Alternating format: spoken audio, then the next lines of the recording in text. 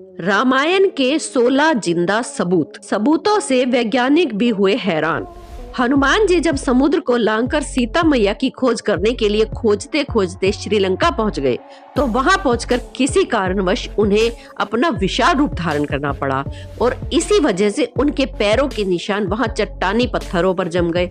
शायद आपने भी ये कहानी सुनी होगी, लेकिन कई लोग इन कहानियों पर विश्वास नहीं करते। अगर आप भी उनमें से एक हैं, तो आपको बता दें कि श्रीलंका में आज भी वहां के चट्टानी पत्थरों पर हनुमान जी के पद चिन्ह साफ साफ दिखाई देते हैं।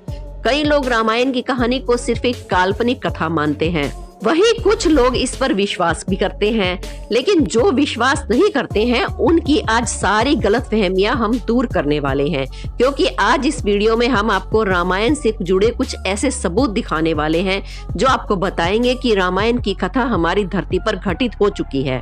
वीडियो शुरू करने से पहले हमारे चैनल अनोखी दुनिया को सब्सक्राइब करके बेल आइकन को प्रेस जरूर कर लें। सबूत नंबर 1, रामायण के अनुसार जब सीता माता का हरण हुआ था, तब सीता माता की खोज करते करते राम जी की मुलाकात हनुमान जी से हुई थी।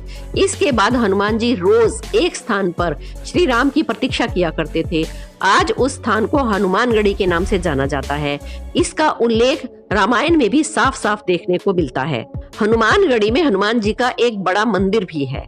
प्रमाण नंबर 2, जब रावण सीता माता का हरण करके श्रीलंका ले गया था, तो अशोक वाटिका में रखने से पहले उन्हें उसने एक गुफा में रखा था।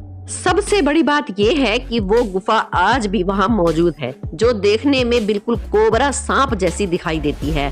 पर इस गुफा के अंदर जाएंगे तो वहां ढेर सारी नक्काशियां देखने को मिलेगी, जो इस बात का प्रमाण देती हैं कि रामायण की कथा कोई काल्पनिक कथा नहीं है। प्रमाण नंबर 3, इसी तरह दोस्तों, जब श्री राम को सीता जी के बारे में पता चला कि वो कहां पर कैद है, तब हनुमान जी और बाकी लोगों के साथ श्रीलंका के रास्ते पर निकल पड़े, लेकिन बीच में विशाल समुद्र को देखकर वहां पर रुक गए।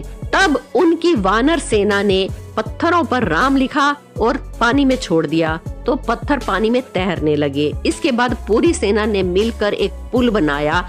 आज हम जिस पुल को राम सेतु के नाम से जानते हैं। अब आप ही बताइए दोस्तों, राम सेतु से बड़ा रामायण का और क्या सबूत हो सकता है। लेकिन अगर अभी भी आपको यकीन नहीं हो रहा है, तो आगे सुनिए। जिन पत्थरों से इस राम सेतु पुल का निर्माण हुआ था, अब भी वो वहाँ पर मौजूद हैं। अब इन पत्थरों की रिसर्च की गई तो पता चला कि पत्थर रामायण युग के ही हैं। इसके अलावा आपने रामायण में ये भी पढ़ा होगा कि लक्ष्मण मूर्छित हो गए थे। उस वक्त हनुमान जी हिमालय से वहां पे एक संजीवनी बूटी का पहाड़ उठाकर ले आए थे। लेकिन कई लोग पूछते हैं कि हनुमान जी अगर वो पहाड़ लाए थे, तो वो आखिर पहाड़ अब है कहाँ। चलिए आज आपको इसके भी दर्शन करा देते हैं। प्रमाण नंबर 4, जब आप श्रीलंका जाएंगे और रामायण के तथ्यों को ढूंढने की कोशिश करेंगे, तब आपको वहां पर भी एक विशाल पहाड़ दिखाई देगा, जिसका नाम आज द्रोणागिरी पर्वत के नाम से रखा गया है। सबूत नंबर 5, आपको ये जानकर हैरानी होगी कि इस पहाड़ पर और इसके इर्द गिर्द कुछ वैज्ञानिकों ने रिसर्च शुरू की। अपनी रिसर्च में उन्होंने पाया कि इस पहाड़ पर कुछ ऐसी जड़ी बूटियां हैं जो सिर्फ हिमालय पर ही पाई जाती हैं। हालांकि वैज्ञानिक भी इस रिसर्च के बाद हैरान हो गए थे। इन सभी तथ्यों से आपको समझ आ गया होगा कि रामायण कोई काल्पनिक कथा नहीं है। लेकिन अभी भी अगर आपको यकीन नहीं आया है, तो जरा रुकिए, हम आपको कुछ और ऐसे तथ्य बताते हैं जिनको सुनकर आप हैरान हो जाएंगे। सबूत नंबर 6, इसी तरह जब रावण सीता माता का हरण करके ले जा रहा था, तब जटायु ने रावण को रोकने की कोशिश की थी, लेकिन वो अपनी इस कोशिश में सफल नहीं रहे और रावण ने उन्हें मार गिराया। जहां पर जटायु गिरे थे, उस जगह को लेपाक्षी मंदिर के नाम से जाना जाता है। यहाँ पर ऐसे कई सबूत हैं जो आपको ये बताएंगे कि जटायु का पार्थिव शरीर किस जगह पर गिरा था। सबूत नंबर 7, सीता जी को श्रीलंका ले जाने के बाद रावण ने सीता माता को अपने महल में रखने की पेशकश की, लेकिन सीता माँ ने रावण के महल में रहने से साफ मना कर दिया। इसलिए रावण ने उन्हें अशोक वाटिका में रखने का फैसला किया। सीता जी अशोक वाटिका में एक वृक्ष के नीचे चुपचाप बैठी रहती थी। सबसे बड़ी बात यह है कि अशोक वाटिका का वो वृक्ष आज भी श्रीलंका में मौजूद है। आज इस जगह को नोवारा इलैया के नाम से जाना जाता है। लेकिन दोस्तों, अगर अभी भी आपको रामायण पर यकीन नहीं आ रहा है, तो हम वीडियो में आपको और भी सबूत देने वाले हैं। सबूत नंबर 8, राम और रावण के युद्ध के दौरान रामायण में ये साफ साफ लिखा गया है कि रावण अपनी लंका की सुरक्षा बड़े बड़े विशाल हाथियों की मदद से करता था। आज के हाथियों की तुलना में ये हाथी कई गुना विशाल हुआ करते थे। हालांकि आज से कुछ समय पहले लोग इस बात को काल्पनिक बात कहा करते थे, लेकिन श्रीलंका के पुरातत्व विभाग ने जब शोध किया तो उन्हें कुछ ऐसे हाथियों के जीवांश मिले जो कि आज के हाथियों की तुलना में कई गुना बड़े हैं। अब इसके आगे सुनिए। रामायण अगर आपने पढ़ी है या देखी है तो आपको इतना तो पता ही होगा कि एक वक्त ऐसा आया था जब हनुमान जी ने अपनी पूंछ से पूरी लंका को जला दिया था। इसका सबसे बड़ा सबूत ये है कि आज भी यहाँ पर काले रंग की मिट्टी देखने को मिलती है, जो ये साबित करती है कि इतिहास में यहाँ एक बहुत बड़ी आग लगी थी। सबूत नंबर 10। रावण का वध करने के बाद एक समय ऐसा आया था जब सीता माता को अपनी पवित्रता साबित करने के लिए अग्नि परीक्षा देनी पड़ी थी। सबसे बड़ी बात यह है कि जहाँ पर सीता माता ने अग्नि परीक्षा दी थी, आज भी वो स्थान पूरी तरह से सुरक्षित है।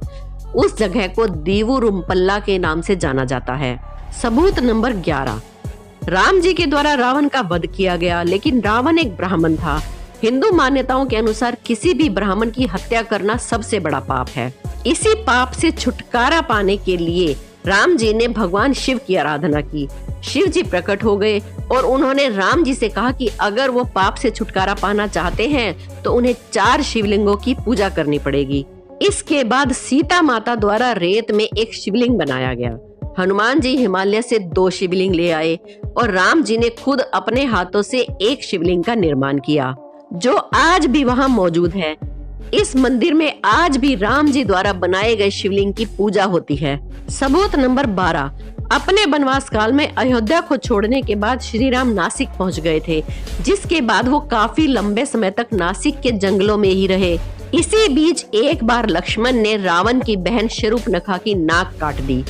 आपको जानकर हैरानी होगी कि जहां पर लक्ष्मण ने शूर्पणखा की नाक काटी थी, आज भी वो जगह नासिक में मौजूद है, जिसे पंचवटी के नाम से जाना जाता है।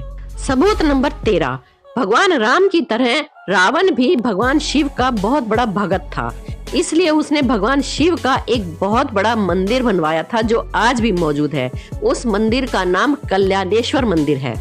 इस मंदिर में भगवान राम के अलावा रावण की भी मूर्तियां बनी हुई हैं और यहाँ पर लोग भगवान राम के साथ साथ रावण की भी पूजा करते हैं।